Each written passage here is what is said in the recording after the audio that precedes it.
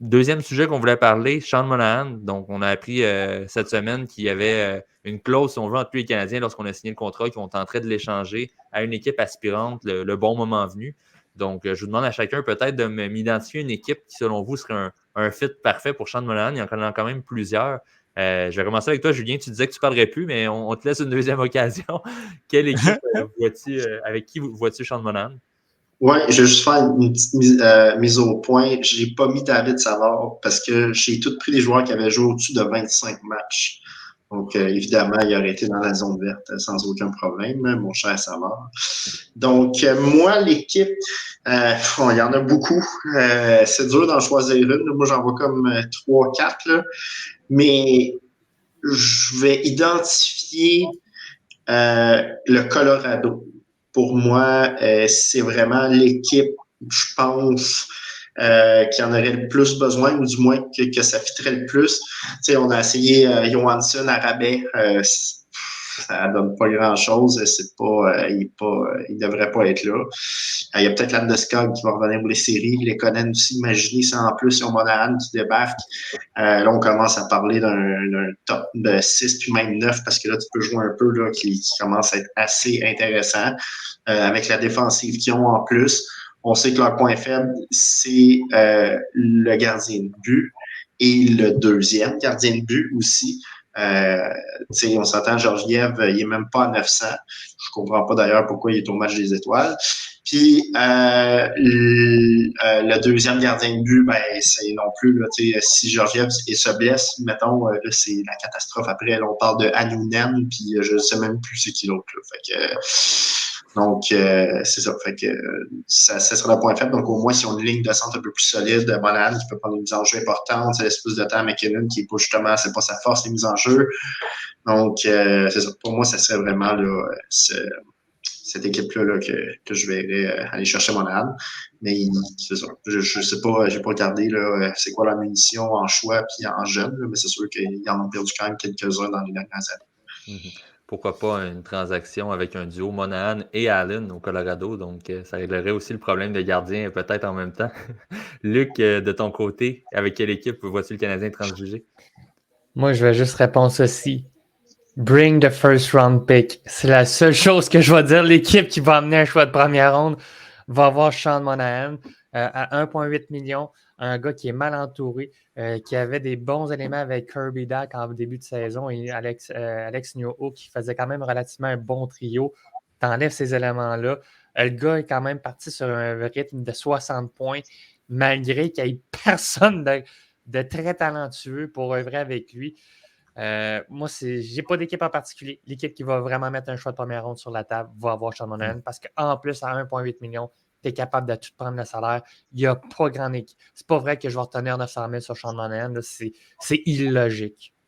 Donc, Monahan pourrait avoir amené 2 choix de première ronde aux Canadiens au final monsieur. pour 2 bonnes années de service. Pierre-Carl?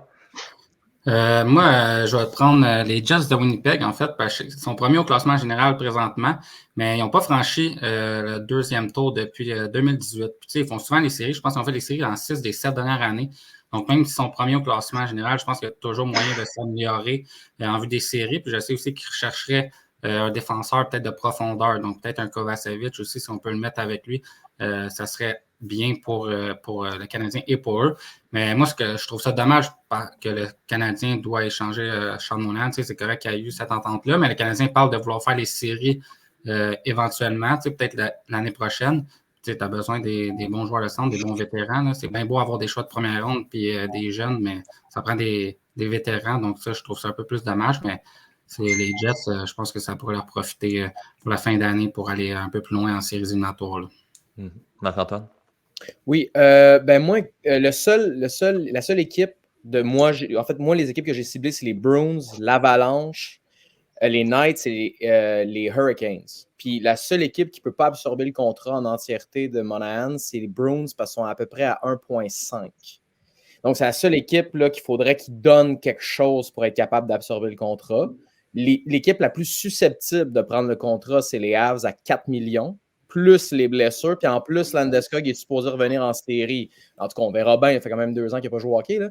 Mais on verra. Moi, j'ai ciblé les Canes. Pourquoi? c'est une des équipes qui a les plus riches en actifs. Et je ne pense pas qu'avec Kotkaniemi comme deuxième centre, tu peux gagner la Coupe Stanley.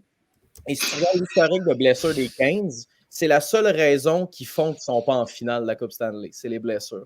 Quand tu as des Svechnikov qui se blessent, des Pêchés, à un moment donné, ça n'a plus de sens.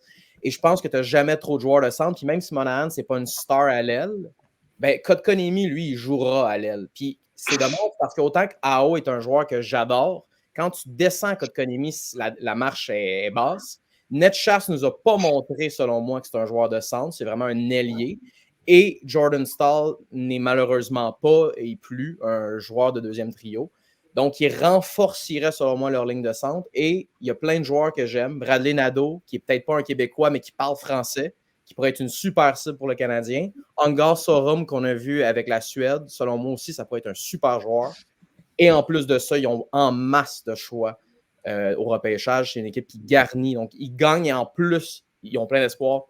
Et ils ont des actifs au repêchage. Je ne vois pas trop comment ils pourraient passer à côté de ça. Et en plus, il manque un gardien. Si jamais ils veulent faire un combat avec Allen, ils ont la place pour le faire. Au pire, ils nous chipperont un contrat un peu moins intéressant parce que Montréal, contrairement à la pensée populaire, il aurait seulement une option pour retenir du salaire parce que sont à 2 contrats, c'est 3 maximum que tu peux retenir du salaire. Donc, voilà mon plaidoyer. Et c'est avec Petrie et Edmondson, si je ne me trompe pas, les 2 salaires. Bingo! Exactement. Voilà. Ouais, pour une autre année en plus, c'est ça qui est tough. Ouais. Hein? Dans le cas de Exact. Petrie. Ouais, dans le cas de Petrie, Edmondson, ça finit cette année. Ouais. Éloi, de ton côté? Julien a parlé de Colorado tantôt, puis je vais souligner que Colorado, avec les blessés en ce moment, le deuxième trio, c'est Kiviranta, Colton, puis O'Connor. Tu sais, je pense que juste ça, c'est assez pour qu'il y ait de l'intérêt assez sérieux envers un Sean Monahan. Sinon, une autre équipe dont on n'a pas parlé, c'est Washington. Washington, je pense que s'ils sont encore dans la course d'ici un mois, ils vont vouloir donner cette chance-là à Ovechkin. Un peu comme Pittsburgh, là, on les voit depuis quelques années essayer d'étirer toujours la fenêtre, donner une chance à leur star d'avoir une autre percée vers la coupe. Puis je pense que Washington, avec 4 millions aussi comme Colorado, ils seraient peut-être tentés. Eux aussi, leur deuxième trio, il y a du travail à faire de ce côté-là. Tu as Dylan Strome au centre du premier. Le deuxième trio, tu as Hendrix Lapierre dessus en ce moment. Je pense que ça ferait pas de tort d'avoir de l'aide pour le top 6. Tu as Pacioretty qui vient de revenir, mais on ne sait pas, c'est plate à dire, mais on ne sait pas combien de temps ça va durer. Là. Dans le cas de Pacioretty, la santé. Donc, je pense que ça pourrait être une équipe qui aurait de l'intérêt et qui aurait peut-être un peu plus de choses à offrir que certaines autres formations. Effectivement. De mon côté, je suis content, je vais avec une formation que personne n'a nommée, les Oilers Edmonton. Mm-hmm. Donc, on a encore une formation qui manque de profondeur. Et on parlait tantôt d'un échange avec un attaquant et un gardien. Bien, ça peut être le cas aussi avec les Oilers. Ça pourrait ne pas leur faire de tort. C'est sûr, encore là, côté actif, on n'en a pas nécessairement beaucoup du côté d'Edmonton. Bon, on a souvent Holloway qui revient dans les discussions, Broberg qui est dans les mineurs, mais encore là, on n'a rien d'autre par la suite. Donc, c'est assez limité comme possibilité de transaction, mais tout de même, c'est le genre de joueur qui pourrait amener de la profondeur aux Oilers en série, qui gagne des mises en jeu et qui pourrait peut-être prendre quelques minutes à McDavid et Draisaitl dans les moments importants pour pouvoir peut-être faire une run en série qui serait un petit peu plus longue que les années précédentes.